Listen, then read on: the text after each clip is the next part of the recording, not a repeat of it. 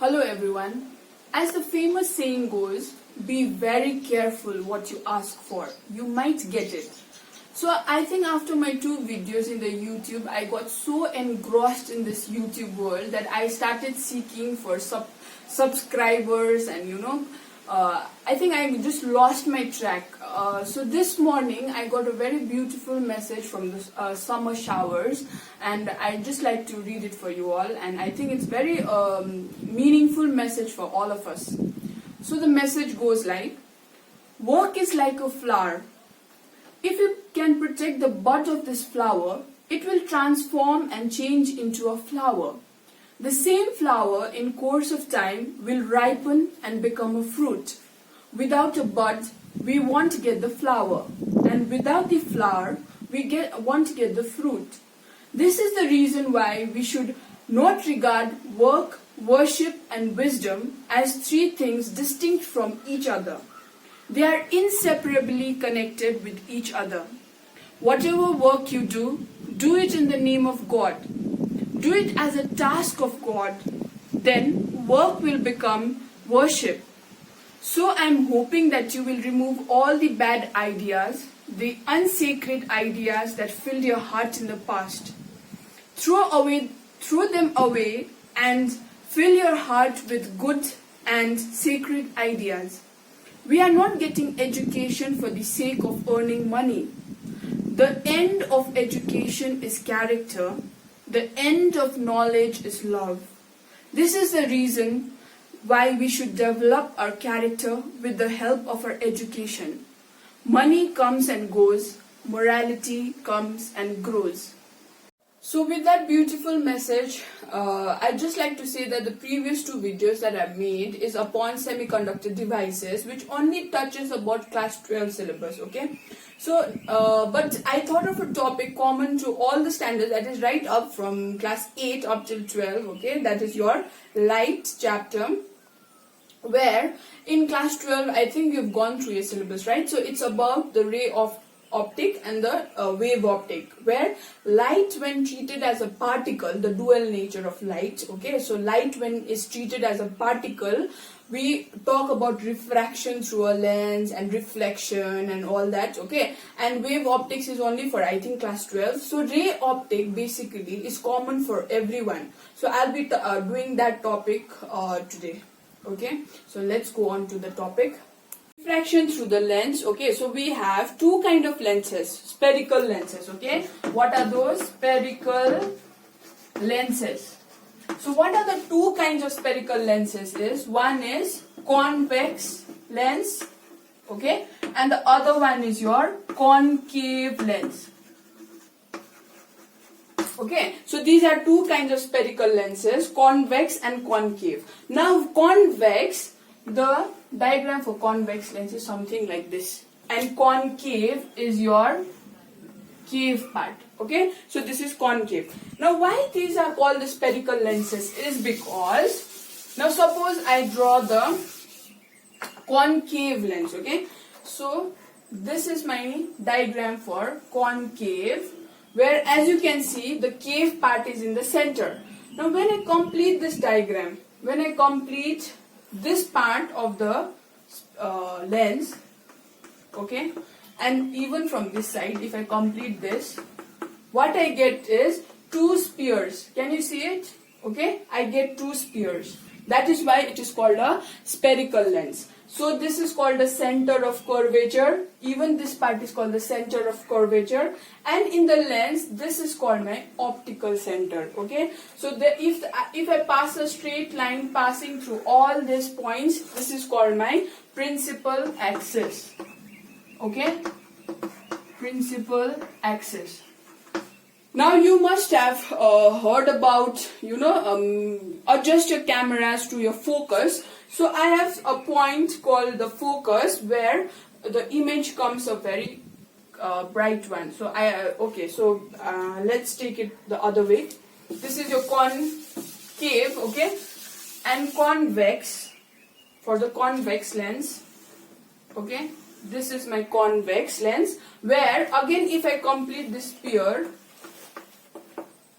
complete the lens, I get two spheres. Okay, so again I have the center of curvature, I have the optical point, and I have the center of curvature. So if I join all these 3 points, again I get the principal axis. So in Vex part I have the bulging part outside, in cave you could see the cave part inside. Okay, so these two are the spherical lenses. So types of convex, okay, convex lens are of 3 kinds. What are those are? First I have the biconvex, okay, where as you can see the 2 sides are only the bulging part and both are the refracting surfaces. Now second one is your as you can see, one will be plain and the other part will be bulging. Suppose I make this, okay, so this will be my plano convex, okay, where one side is the plane and the other side is the refracting part. Okay, so this is plano convex, and the other one is your, oh my god, this is a disaster, I'm so sorry children, this is my what, concavo convex. Okay, concavo convex, where one side has to be the cave part and one is the bulging part. So this is a concavo convex. So these are the 3 kinds of convex lenses. Okay, kind of concave lenses are, one is your biconcave. Okay, bi because both the surfaces are refracting part, biconcave. Then I have my plane, one side is plane and the other side is a cave part. So this is plano concave, and the third part is your convexo concave, that is something like this. Okay, so this is convexo concave. So these are the 3 kinds of concave lenses. So the 2 kind of spherical lenses, as you have seen, this is convex, okay, and this is your concave. Okay, these 2 lenses, if I break the parts, if I break it, okay, you can see this part is forming a prism. This is like your spherical block, okay, rectangular block, and this part also acts like a prism. And same thing with this, see, this part acts as a prism. This is your rectangular glass block, and again the third part also acts as a prism. So these are sets of rectangular glass block and prisms. So I can write, okay, so convex lens, these kind of lenses act as your converging lens. Converging. Why? Is because it converges all the rays which are coming towards it. So for example, if I have a convex lens, okay, and if I break down into prisms, and this is the rectangular part, this is my prism part, okay. Now if I draw a line, principal line, which is passing through the center, now what happens is, if 3 lines come parallel to it, okay, let's draw an optical line passing through the optical center. Okay, now suppose this is one parallel line coming, this is already one parallel ray. Okay, if I make one more, if I produce one more parallel ray coming towards it, now what will happen is, as soon as these 3 rays come towards the optical axis line, these 3 rays will come and merge at one point. Okay, so this point is called my focus. So the parallel rays come towards it and it converges at one point. So that is why convex lens is called a converging lens. The concave lens is also called your diverging lens. Okay, diverging lens, because the rays which are coming towards it, it will diverge it. So as you can see, if I make the diagram for the concave, this is your concave lens, right? So these are the 3 parts, 1, 2 and 3. Now this is the optical center line. Okay, now if I make a principal axis at the center, now what will happen is, if three rays, if one ray comes towards it, the other ray come towards it, and this is the three parallel rays, then what will happen is these rays will diverge. That means they will go away. If you can see this ray, okay. So if I produce it backwards, if I produce this three ray backwards, what will this ray will retrace its path, it will come back, okay. So if these three rays, wherever they meet, this is my focal point. So in case of concave, this is a diverging lens, but why have I made it a dotted line is because it will appear to come from the focus. Formation of image. Ultimately, we want to form the image through the lens, okay. So there are certain rules. Now number one, if I tell you, okay, suppose I have a convex lens, okay, and I also have the concave lens, okay. What will happen is, if a ray comes through, passes, this is my what? Optical center, right? So if a ray comes through your optical center, it will go undeviated. So it will pass straight and it will retrace its path, okay. Same thing here. If it passes through your optical center, the ray will go undeviated. Suppose I have a convex lens, okay children. Now this is my optical axis, this is my principal axis, okay.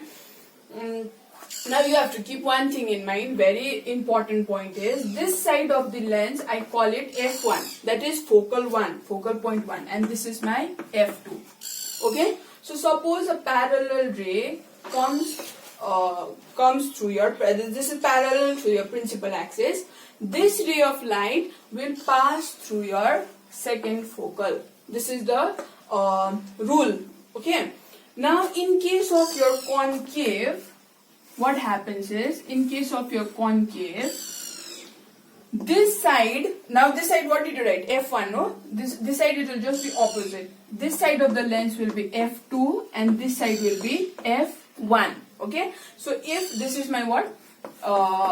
Optical axis center, this is my principal axis. Now if a ray of light will come parallel, what will happen to this ray? It will diverge, okay.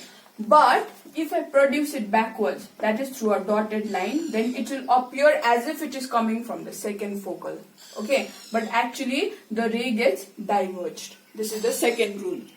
My convex lens, okay, and suppose let's assume that one ray is coming at some, initially we did parallel, right? Now this is coming at some angle. Let's say this is coming, passing through your first focal. Then this ray will, what will happen? As soon as it touches the optical center, it will go parallel to the principal axis. Of concave, let's assume there is one ray which is coming at some angle, okay. What will happen to this ray A is, it will appear to look like it is coming from the first focal, but actually this ray will go parallel through your principal axis, okay. Okay. Do up till here, okay. I know you must be bored by my lecture. So for today, like let's do a real thing, formation of image, okay. So let's consider an object AB. Let's give the name AB, okay, which is placed just behind your second focal, 2F1 behind this, okay. So as you can see in your convex lens diagram, you have the optical center, the first focal F1, 2F1, this is F2 and twice F2, okay. Now what will happen is, one ray will go parallel, and this, as you have learned it in the previous rules, what will happen to this ray? If it goes parallel through your principal axis, it will pass through your focus, right? Okay, and from the same tip, now you have to draw another ray which is passing through your optical center, okay. So the image, wherever these 2 points meet, that is your image formed. So since here you have written the arrowhead as A and B, here you have to write just A dash and B dash. So the image of behind 2f1, you have formed the object, and the image will be formed just ahead of 2f2. Though my diagram is a little messy, but I think this is the pattern of how you have to draw your lens diagram. Okay, and we'll continue the topic in the next class. Okay, this much for today. Thank you.